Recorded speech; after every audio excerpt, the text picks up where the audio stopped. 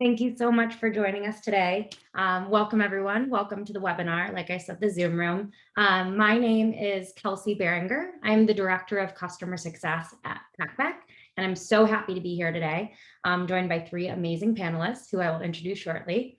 Today, we will be discussing how to create engaging and most importantly, manageable hybrid courses, whether it's this fall or in the future, and do so with inquiry-driven discussion being a huge component of engaging your classroom and scaling your classroom, whether it's partially online, partially in person, or whatever mix of what you end up with. So excited to be the moderator of the discussion today. I want to start with a few just housekeeping and technical details. So there is a Q&A kind of spot for you to put questions. The last component of the webinar, the last agenda item, will be an open Q&A. So as you have questions, post them in the Q&A tool. For any reason you're having issues using that Q&A tool, you can always post it in the chat. My wonderful colleague, Ariam, will be managing and moderating the chat itself. So if you need anything, feel free to throw it in the chat there if you're running into technical difficulties or you have a question about something we're discussing, throw in that chat and we'll find a way to get to it. And like I said, my amazing friend Ariam will be managing that. So I want to go ahead and immediately introduce our amazing panelists. Thank you so much for joining us today and being a part of this. Dr. Lauren Henley, Dr. Mark Reisinger, and Dr. Scott Reynolds Nelson. Welcome, welcome. I'm going to have each of them introduce themselves, their institution, what they teach at that said institution, how long they've been teaching in a hybrid format, and then also how long they've been using PacBack. So I will start with you, Lauren, if you could introduce yourself. Thanks so much, Kelsey. My name is Lauren Henley. I'm an assistant professor of leadership studies at the University of Richmond. And I teach classes generally about leadership in the humanities, as well as what does it mean to live in a civil society. I have only been teaching for 1 year, so I got thrust right into the tenure track academic life in the middle of a pandemic. And I've been teaching hybrid for that year, though my university has been in person. And I've only used PacBack for 1 semester, but I will be continuing to use it in the future. It's great to be here. Thank you so much, Lauren. And Mark, if you want to introduce yourself. Hi, everybody. My name is Mark Reisinger. I am a professor in the Department of Geography at Binghamton University. I'm also one of the collegiate professors on campus, so that means I spend half my time in my academic department. I also spend the other half of my time in one of the residential communities here at Binghamton University. I've been using PacBack since the very beginning. I think I'm one of the original users, maybe even the original. I'm not sure, 2016. I've used PacBack in a variety of different course structures, from large lecture hall classes to online classes. I've been teaching online. I think ever since we started teaching online at Binghamton University, to tell you the truth. I've always had tremendous success with the platform.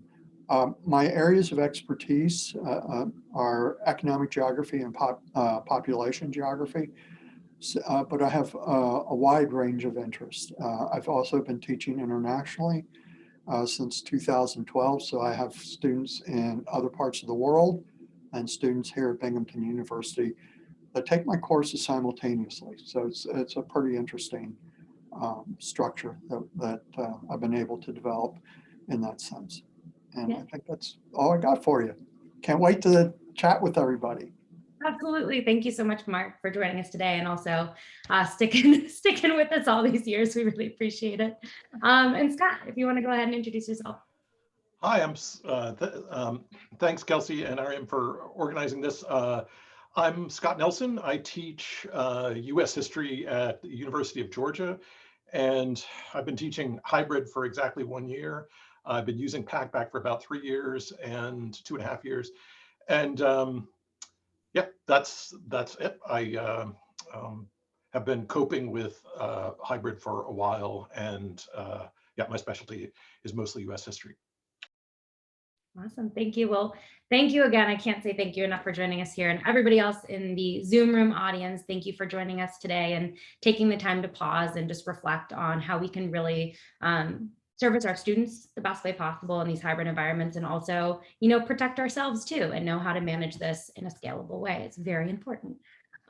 So first and foremost, we're going to start by just discussing some best practices when it comes to creating a hybrid course, because it's really easy to underplan, overplan, or end somewhere in the middle.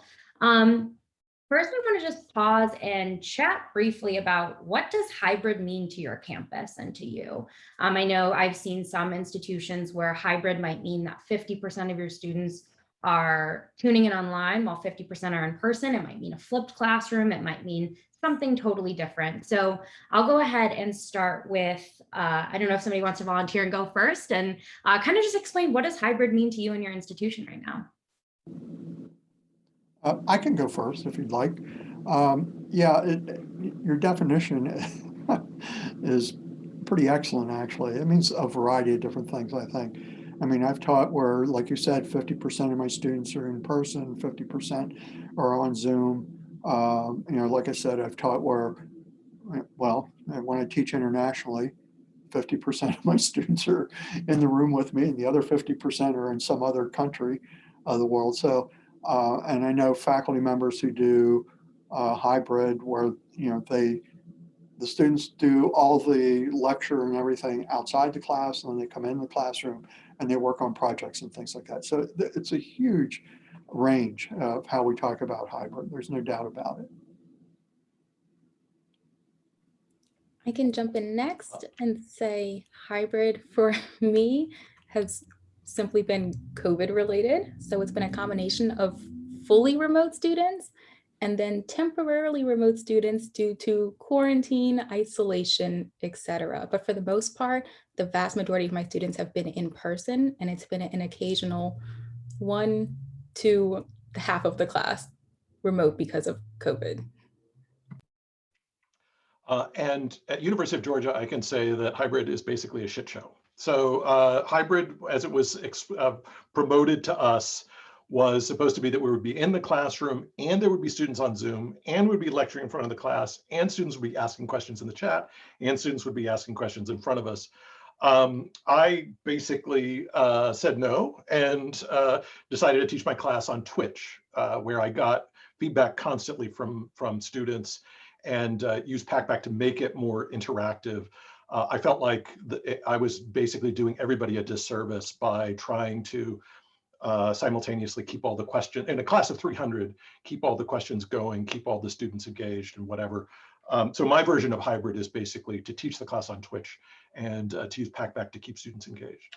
I think that honestly, this past year has been the epitome of just building the plane as you fly it, right? 2 weeks before the course, you might decide that, or you might be mandated to be hybrid. Maybe 2 weeks into a course or 4 weeks into a course, you have to change paths. So I think we are all, as educators, learning how to be incredibly adaptive, which is great. So what I want to dive into are, what are your best practices when it comes to building a hybrid course where you might need some students in person, some students online, a mix, whatever hybrid means to you. So Scott, if you want to start it off, because I know you had mentioned Twitch.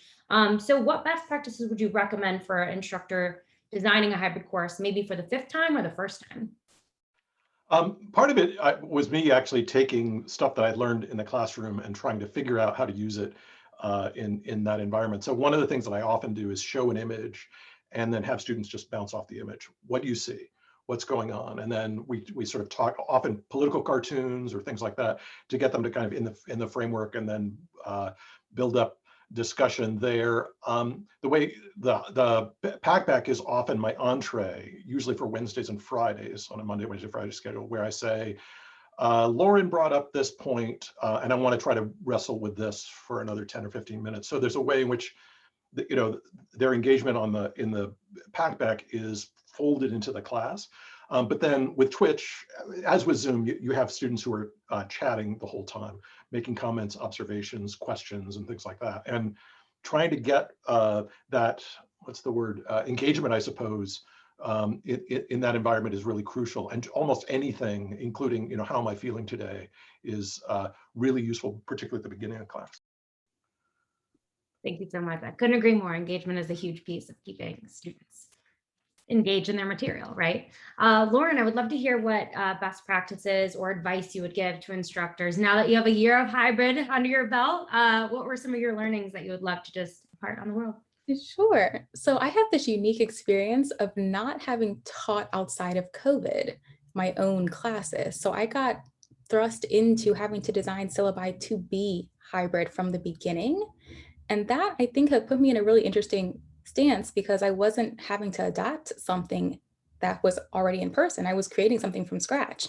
So one thing that I did was assign, I have really small classes, under 30 students. So I assigned someone physically in the classroom to serve as the eyes and ears of my remote students.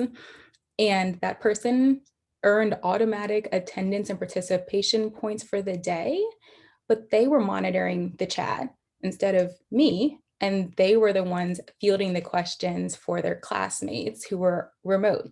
So this worked out really well for the most part. Every now and again, a student didn't take their job seriously, and my poor remote students were stuck questioning what was going on. But in the context of having to social distance and spread everybody out and me yelling in a lecture hall with a mask on and all of that, it allowed me to have the little bit of confidence that my remote students still had someone else catching what else was going on in class in case they couldn't hear me or they couldn't hear their peers more often. So that worked well with both lectures and with group discussions, in which I would physically just take my laptop, sit it beside me like my remote students were in class and let them participate as if they were in the circle with everybody else. Sometimes we just have to pull back on the technology and use it in the ways that feel as if they are actually in person. That worked great. Thank you so much, Lauren. I love that. I used to teach in high school, not higher ed, but student helpers are the best. And Mark, if you want to go ahead and tell us, what are your tips and tricks for teaching in a hybrid setting? Yeah, fortunately for me, I had a tech assistant in the classroom with me when when we were using Zoom, and the tech assistant would field the questions for me, which was really very helpful because, as you said, you can't keep your eye on everything, right, and everything that's going on.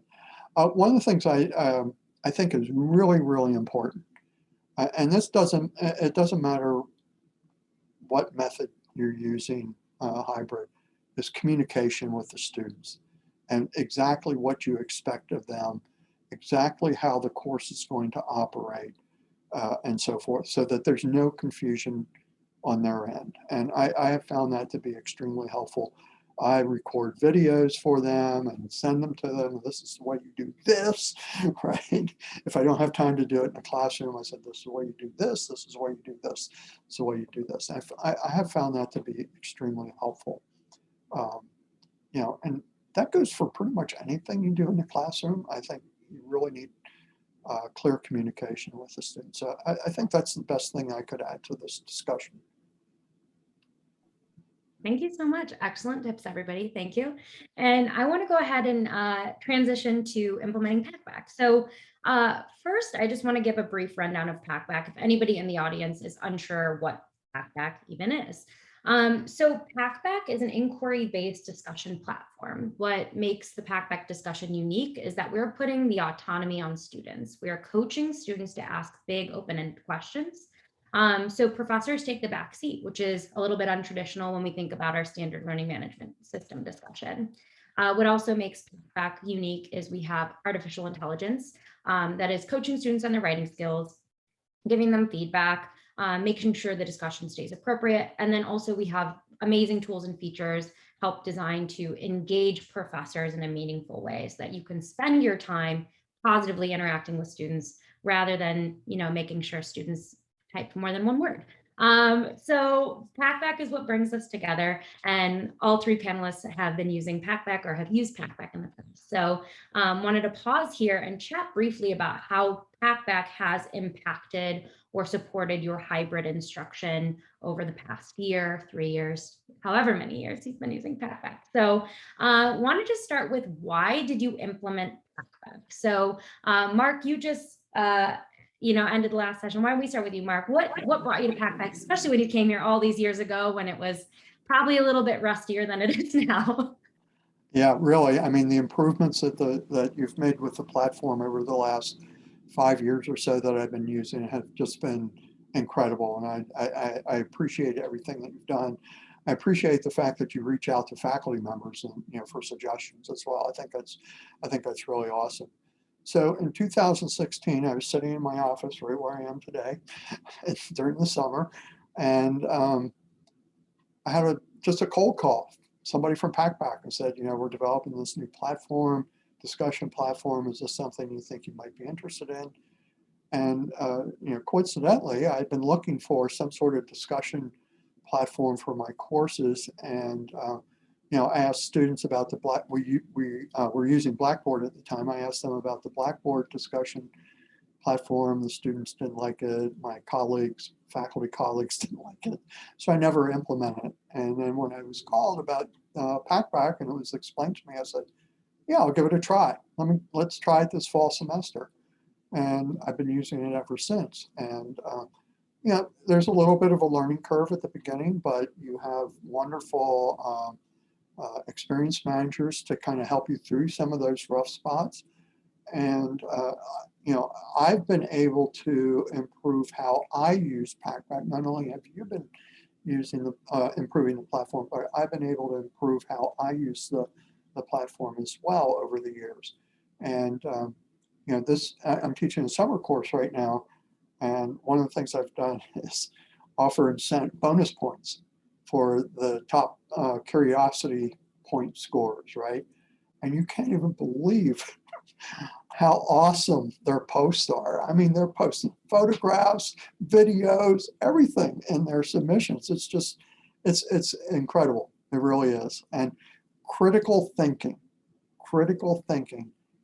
is everything behind what I do with PacBack, getting my students to think critically.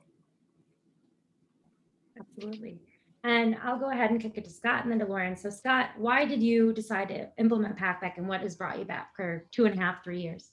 I guess you guys have seen those memes about Blackboard and D2L.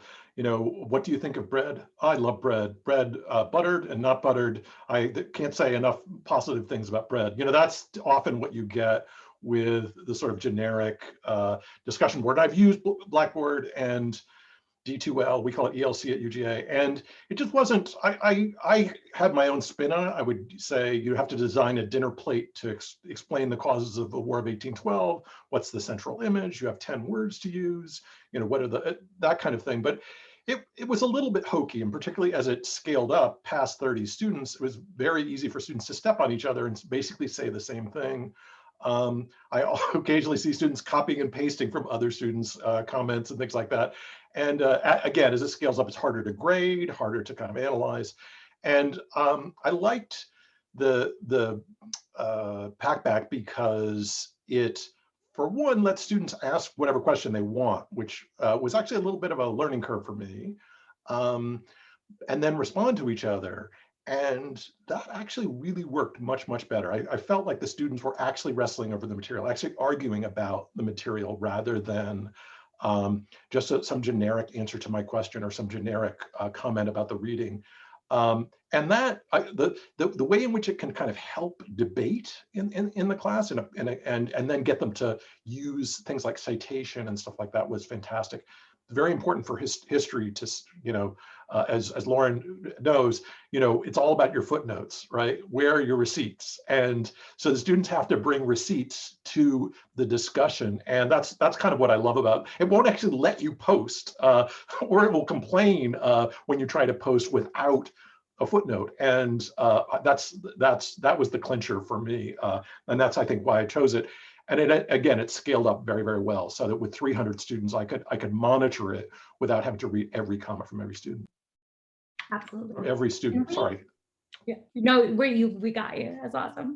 And we just got a question from the chat that, Scott, we've actually chatted about before, so I'd love to just pause here and answer it right away, which is, you have 300 students, Scott, and you had mentioned that the small groups feature of PacBack really helps you manage. So we just had a question, any suggestions on using small group discussion in a hybrid environment? Is it feasible? What do you think? It totally works. I broke up my groups into groups of 50, and I gave them each a name that was a historical name, like barn burners or Puritans, or and then each group I would say, all right, Puritans represent, show me that you're here, that sort of thing. And then in the, I would say when I got a good comment or question, a question that I was going to try to answer anyways, I say, well, I want to answer, Hope's question about what were the causes of War of 1812 or something like that, and then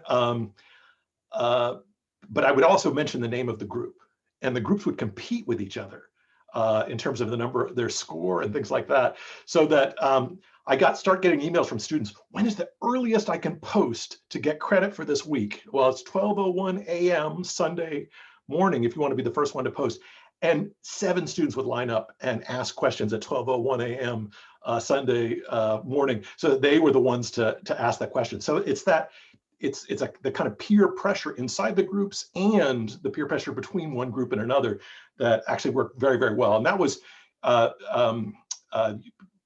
suggestion from you guys, but it worked fabulously with a group of 300. Amazing. I love group dynamics. I love group leaders. It all works so well, that social pressure that you build that just ends up driving students forward. So amazing. And Lauren, why don't you take it away? So why did you decide to implement PacBack in your hybrid course? Yeah, so I think, unlike Scott, I only have about 30 students in a class, but the same theories apply about them wanting to compete against one another. So I had spent a semester using the Blackboard discussion forum, and to be honest, I really thought that my students were smarter than Blackboard allowed them to be. And that's not just to say that I think my students are smart, I think that they are, but that Blackboard seems to dumb down even the brightest students simply because it's not a user-friendly platform. And of course, they realize that they can just regurgitate information and they'll still get the credit. So I was searching around asking colleagues, what else do they use? And a colleague from Michigan State suggested PacBack. And I decided, let's give it a go. They have such great conversation in class, and then I get on Blackboard and it's just mind-numbingly boring. And I don't want that to happen anymore. So I decided PacBack would be the way forward.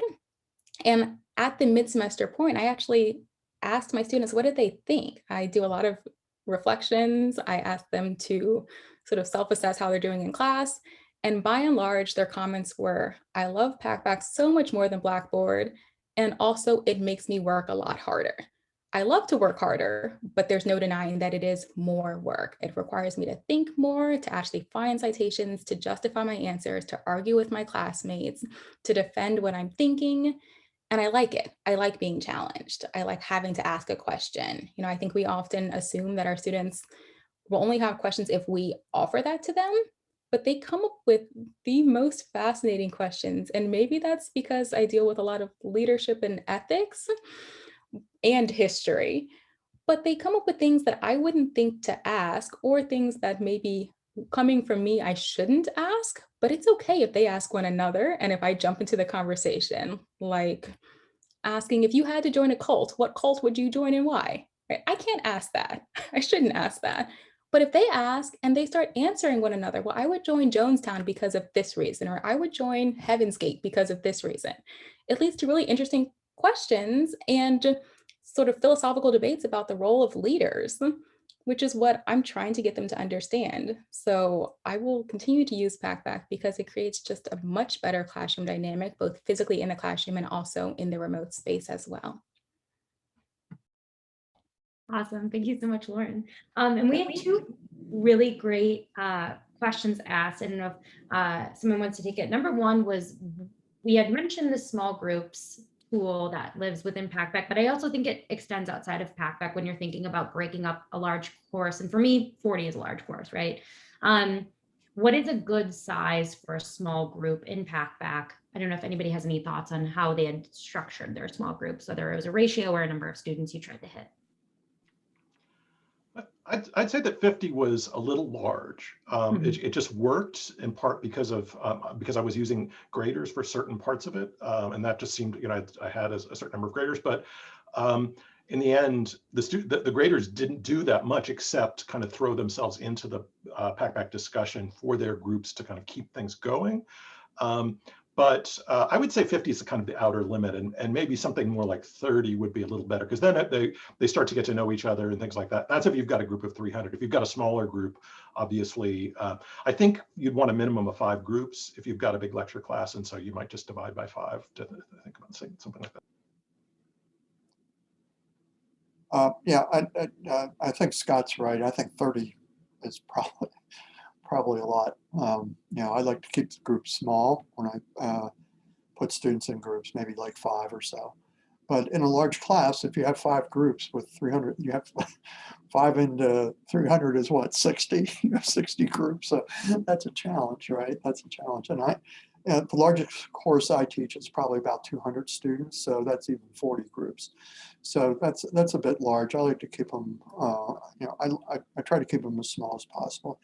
I just want to follow up on something that Lauren said, because I think, one of the things I've observed with my students is I've never received any pushback from any of my students about this additional cost that I'm imposing on them by using this tool.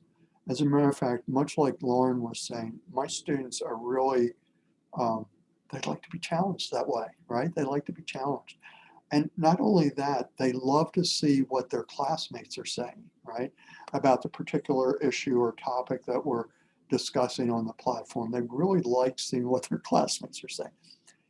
And I think part of it is they're almost anonymous on the platform, so they feel really free to discuss, right, to really, bring out their own perspectives. They're not intimidated, because they are kind of anonymous. And so I think that's really, a really good thing. I've actually had students tell me how much they enjoy the PacBack platform over the years. So it's such a special moment because we know students aren't always the most agreeable.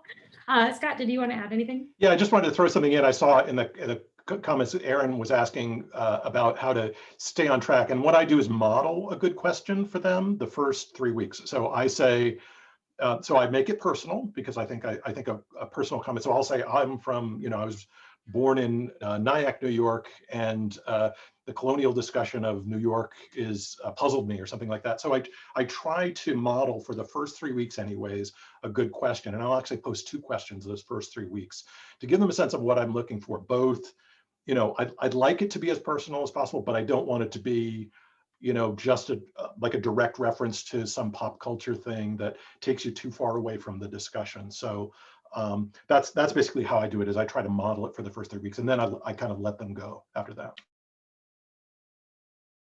Awesome. Thank you so much for sharing. And I think back to Mark's point too, communication is huge. So communicating those expectations, whether it's through modeling, whether it's through explicit direction, feedback throughout the term, is going to be huge to students to keep them on track, because their minds are going to wander naturally.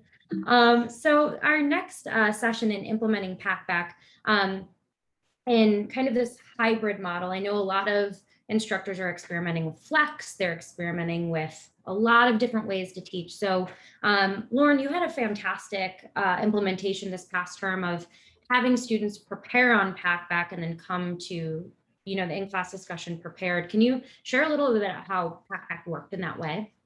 Sure. So I had a rather strange setup, maybe, where I would have my students post on PacBack on Tuesdays, and my class met on Mondays and Wednesdays.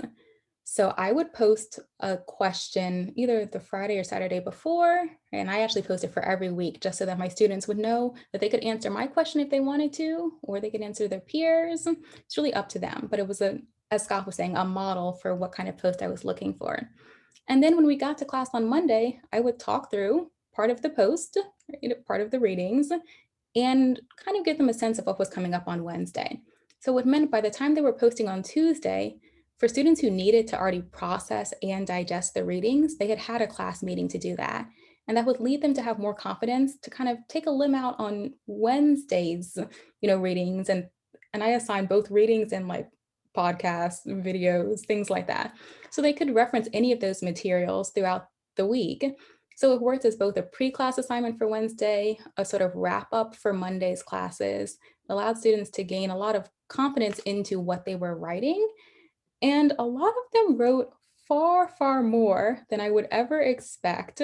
Many of them would spend hours trying to draft the sort of perfect post. They would come up and ask me, well, how can I increase my curiosity score? And how do I beat my peers, right? It's all about the competition. But in the end, we would have a really robust set of questions to pull from for class discussions, which were typically Wednesdays were really discussion-based and small group discussion-based. And also for later writing assignments, where they knew that if I had sparked a post or if I had responded to a post, that they were really doing something that was phenomenal and I was taking notice, and they could come up and feel really proud about their progress throughout the semester. And then Mark and Scott, if either of you want to explain how you utilize back in this hybrid formula, is it in class, out of class, prep, post? Mark, if you want to share.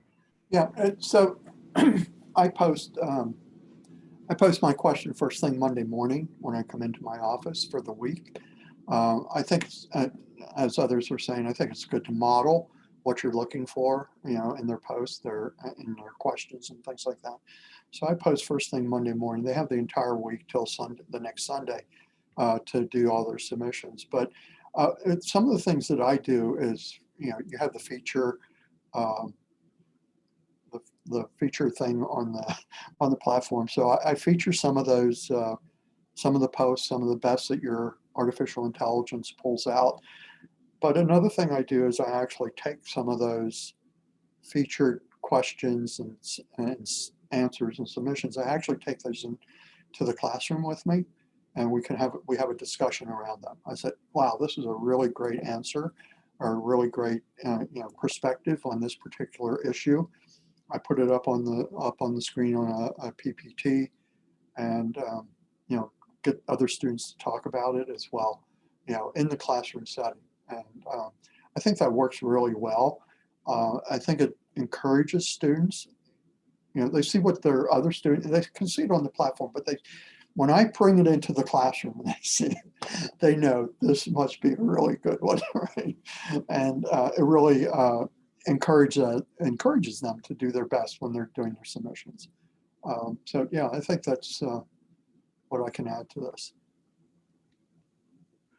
I can talk very briefly about grading. So what I say to the students is your participation on PacBack counts for 20% of the final grade. In order to receive your weekly points, you'll respond to that week's reading. Post one question before class time on Tuesday and 2 answers to other questions by Thursday, other people's questions by Thursday. You want a minimum score of 50 on your posting. This will be around 50 words with references to the readings, and then I show them how to cite things. And then I say, your response should be through an academic and critical thinking lens. I don't want hot takes, but sober second thoughts. I love that. I love it. That's absolutely wonderful. We had a really good question pop up because I think all 3 of you had mentioned the idea of social pressure and students like being challenged. We had a great question saying in their experience, some students strongly resent being challenged, specifically having to critical think. And I know critical thinking is hard work, and sometimes you have to trick students into doing the hard work. But how would you encourage, or how can you use PacBack to encourage students who don't necessarily want to be challenged? What is that solution that you may have? Go ahead, Lauren. Thanks, Scott. So I have a maybe different take on grading, in which I actually did not assign numeric grades last semester, and I'm not assigning any grades in the fall. So in that regard, it has made it easier for students who don't really like to feel that sense of competition. In the spring, they got letter grades, and I let them know that even though PacBack was assigning them a curiosity score, I was reading what they were saying. So if I didn't agree with the curiosity score, because, for example, if they posted right up at the deadline and their post was brilliant, but 20 other students had already posted, I knew they couldn't get a 100 on their curiosity score. And I understood the way that the technology was working on the back end. But it meant that I still thought their post was amazing and they deserved to be recognized for that. So students generally graded themselves on PacBack, told me how they thought that they were doing and whether or not they felt like their peers were producing stronger quality work than they were? And if so, why was that the case? Were they struggling to engage with the readings? Were the readings not interesting? Or did they actually have other things going on in their lives as young adults that maybe we needed to talk about? So I gave students a lot of flexibility to determine how much they wanted to actually engage in the platform and understand the consequences, of course, of their level of engagement. And about the student that doesn't want to do critical thinking, and you get those students. There's a proctoring function in PacBack where you basically send a comment that just goes to them that says this comment was just not, like, you didn't talk about the reading at all. Like, you cited the reading, you didn't talk about the reading, or you know, I need a little bit more of a criticism here, or I'm not really sure what you're getting onto. So again, that you don't have to do that the whole time. And with 300 students, it was hard. I did have TAs, so the TAs did that for the first 3 weeks. I also did that because I would read through the pieces, but you don't need to do it all semester. But the first couple or 3 weeks, I would say, you just want to be pretty engaged in what their comments are. And if they don't post something critical or don't post something that's got a little bit of an edge to it, then I'll give them that. And it makes a huge difference. You know, a personal note from you or from the TA that says, you know, you need to work a little harder on this, really goes a long way. Yeah, I would agree with the personal note and on your PacBack submissions, but also, you know, I do that with students who aren't performing well anyway, right? You know, I can see their grades over the semester, and that a lot of times will kind of encourage them to do better. But as Lauren said, you know, our students have so much pressure on them. And that's something I work with students a lot, you know, in my role as a collegiate professor, and the, you know, on the stress and things like that. It for some students that really, you know, have a lot of things going on in the background, right? And you kind of have to know how much pressure to apply and when to kind of back off, you know, because, you know, and that's hard to judge sometimes. But yeah, I think the personal note from the faculty member saying, you know, your posts aren't quite up to expectations. You know, let's talk about it. Let's have a meeting. Let's talk about it. You know, because I really want to see you be successful in this course, and I want to see you post good things. I want you, you know, and I want you to feel good about those posts as well. So I think that's really important. Absolutely. Thank you so much. It's incredibly important. I love the theme of kind of gauging where our students are at in general, emotionally, mentally, and understanding how to move forward from there, especially in times like now where we're getting thrown curveballs as educators, but so are our students getting thrown curveballs as students. So want to head into section 3 before we head into our Q&A. And wrapping up there, to talk about some challenges in teaching hybrid. It is not easy.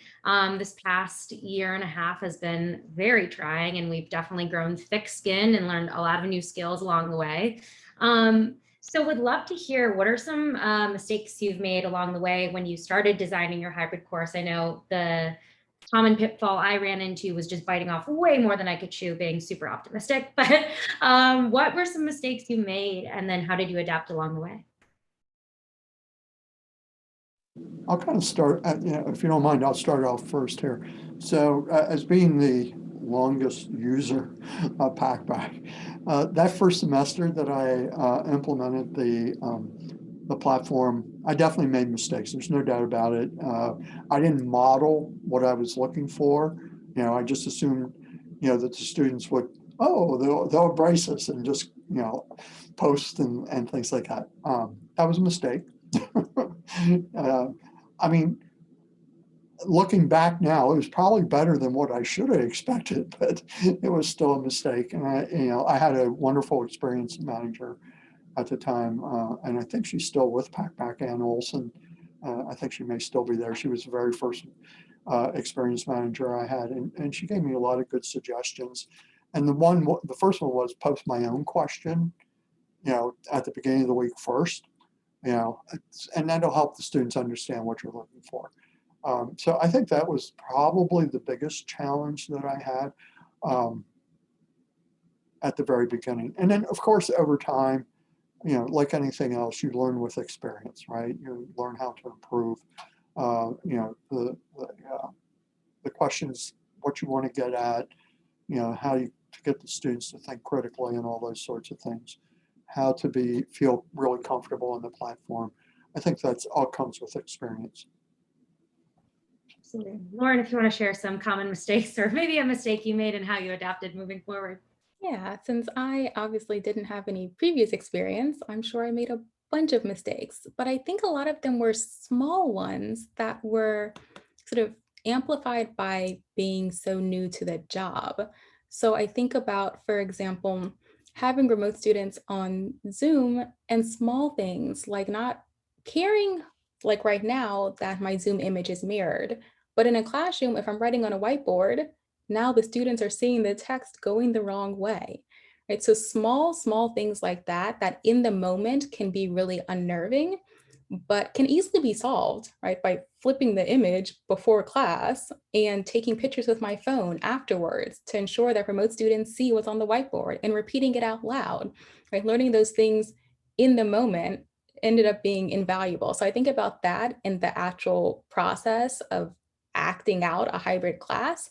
And then on PacBack, I think I realized that what I consider to be a generous deadline for students ended up not being a generous deadline for all of the myriad things that they have going on in their lives.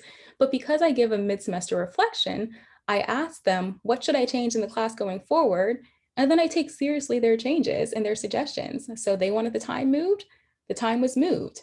So when it came time to do final reflections, everyone said, oh, thank you so much for moving the time. When this upcoming semester, I just won't set the deadline that early to begin with. So there hopefully won't be a need to change it because it will actually be something that most students feel is accommodating. So it's all been a learning process, but the benefit of using something like PacBack is that it's actually really easy to make those changes. I was able to talk to my experience manager and the very next week, right, a new deadline was posted and no students had any sorts of complaints and it didn't confuse them or anything like that. So we're always adapting in this new environment. Absolutely. And Scott, if you have any thoughts on a mistake you made that you'll just never quite do again, share with them. Well, I think I over-engineered when I first started. So I tried to give them discussion questions rather than letting them generate their own discussion questions. And that, it worked, but it was a little bit more like ELC, D2L or the other on the Blackboard. And this time, letting them generate the questions, but only having modeled them for 2 or 3 weeks was actually, some of the students' comments made me cry. They were sometimes very emotionally engaged in the material and had a kind of very emotional response to, say, the Trail of Tears or something like that. And it was nothing that I could have imagined. And so to a certain extent, letting them sort of be themselves in that writing form was actually really helpful. So I over-engineered in that regard, and I under-engineered in that I didn't say, and I said it in the syllabus this time, if it's week 1, comment on week 1. If it's week 3, comment on week 3, because towards the end of one semester, I had students commenting on, in the 7th week, talking about week 3 reading because they weren't catching up. So, so there was I needed to over-engineer that a little bit, or I hadn't quite engineered it enough. But I think the letting it flow a little bit is actually, it had a kind of amazing results and results that I was surprised about. Absolutely. And a question that has, I think, come up now twice in the chat, and actually, I think we've all either directly said it or somehow alluded to it, is the idea of giving up control. So PacBack is obviously special in that we're asking, even if we do post our own question weekly as the professor and the discussion leader, we're asking students to really lead the discussion. They're asking their own question there and then responding to their peer. So we've talked about how to, give them space, how to give them a little bit more control, give them direction, but how do you as a professor start letting up control and becoming okay with giving up control in the discussion? So maybe if one of you wants to tell a story of how you gave up control, how you came to terms with it, I think a lot of people would really love to hear that.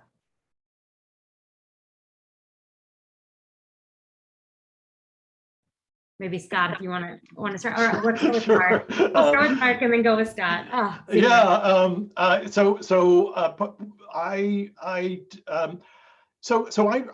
What I teach about is topics that I sometimes want to control because they are controversial. So I teach when I teach the modern era, I teach lynching, I teach Reconstruction, I teach topics that I don't want students' hot takes on, right?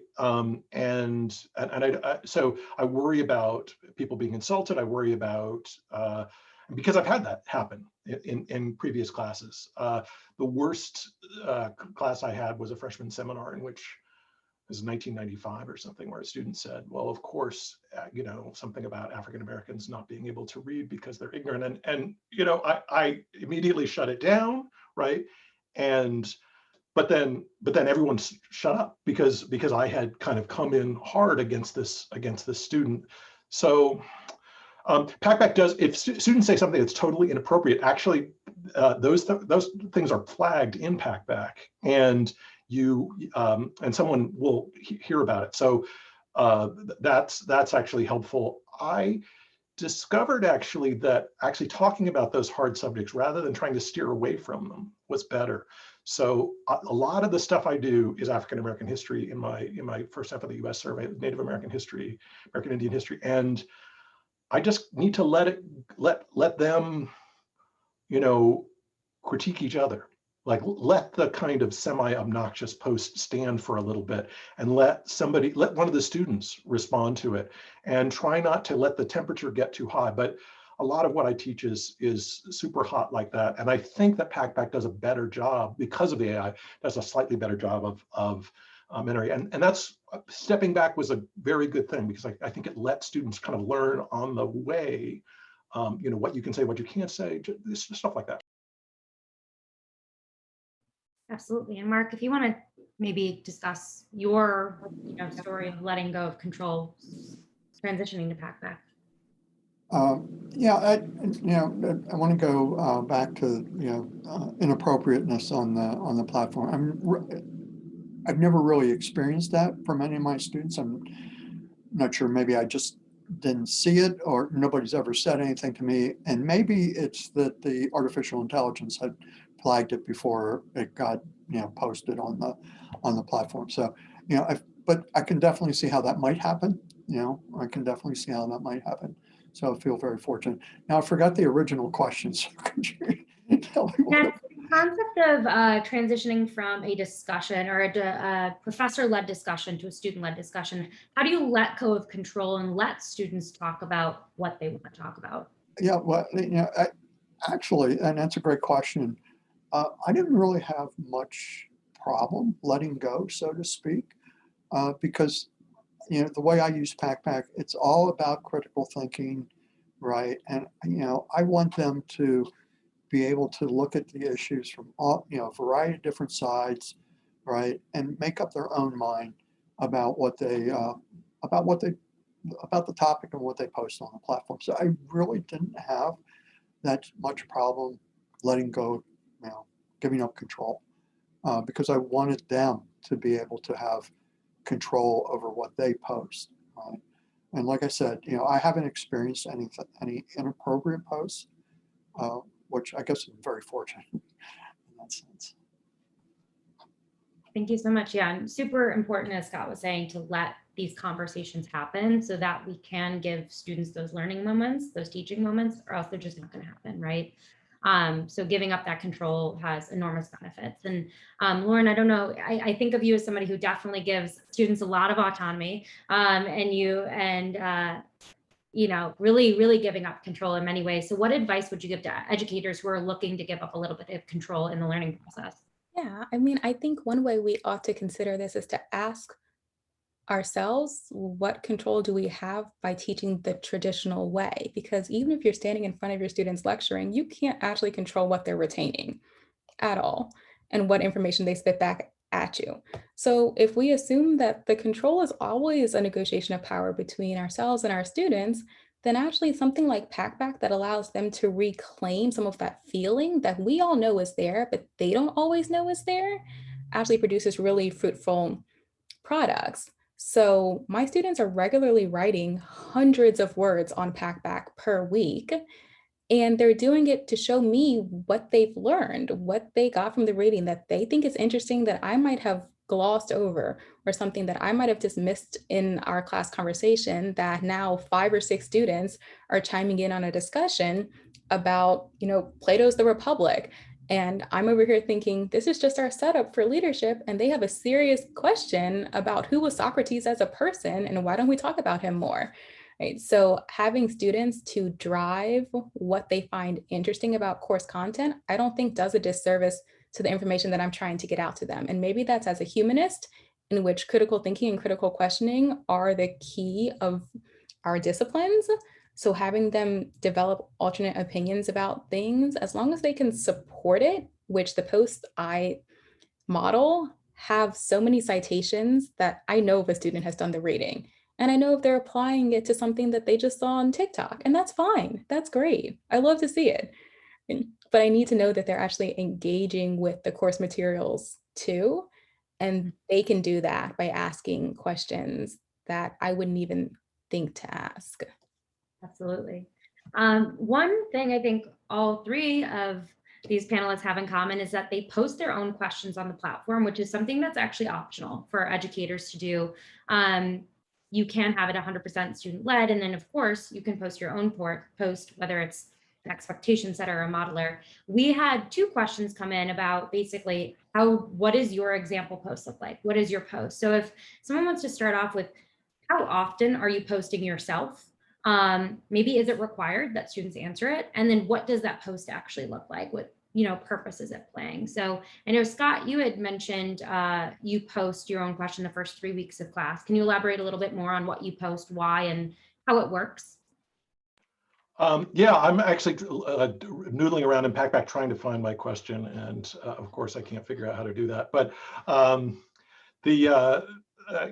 so what I do is I try.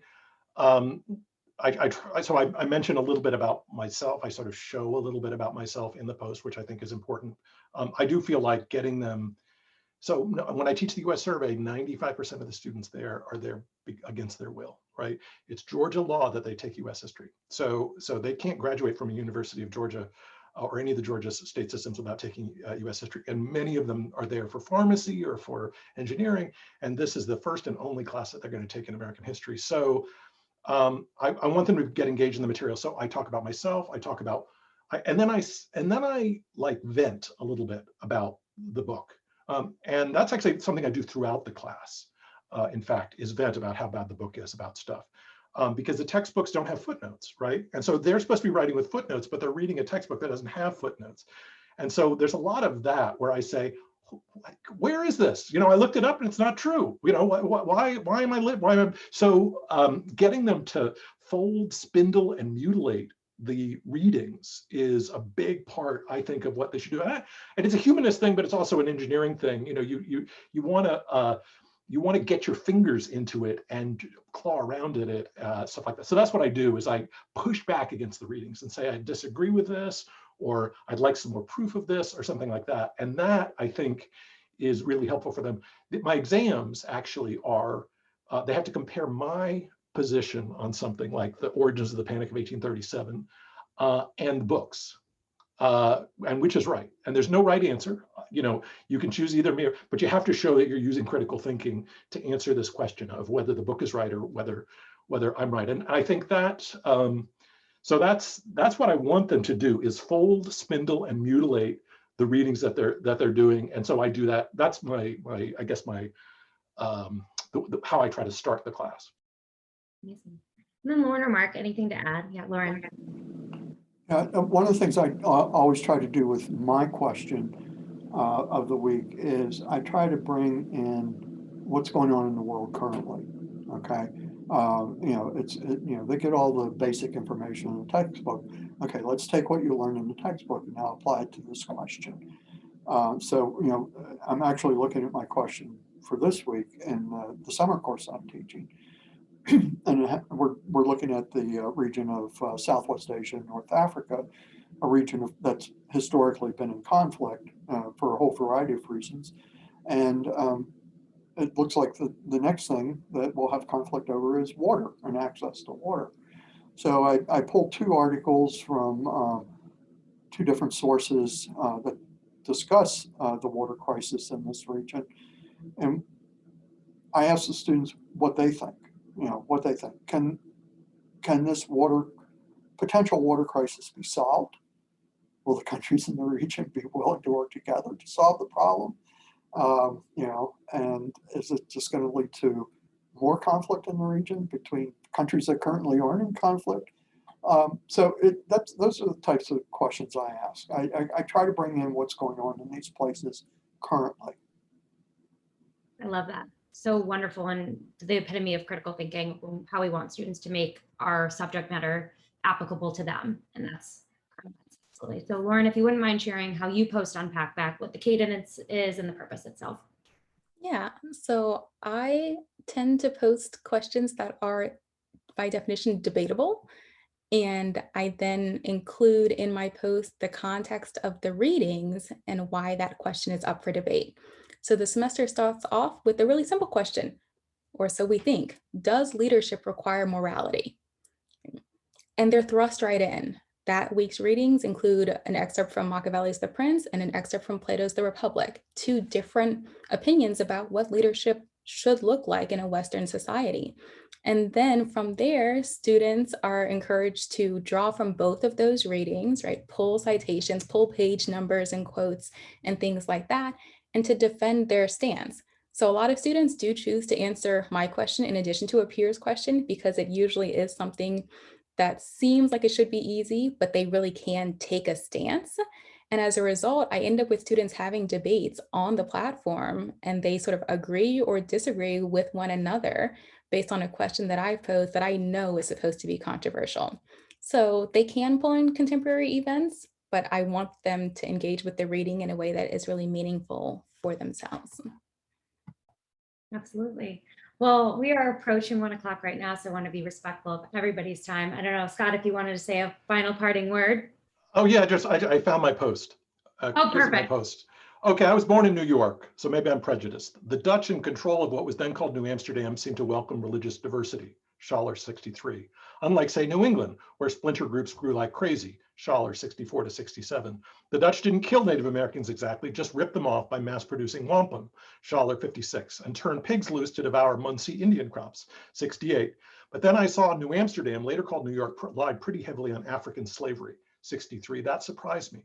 Of course, I saw that many Africans were able to buy their freedom in New York. Schaller 63. It was a roller coaster of emotion, I tell you. Was New York awesome, or was it just better at hiding its flaws? That was my question.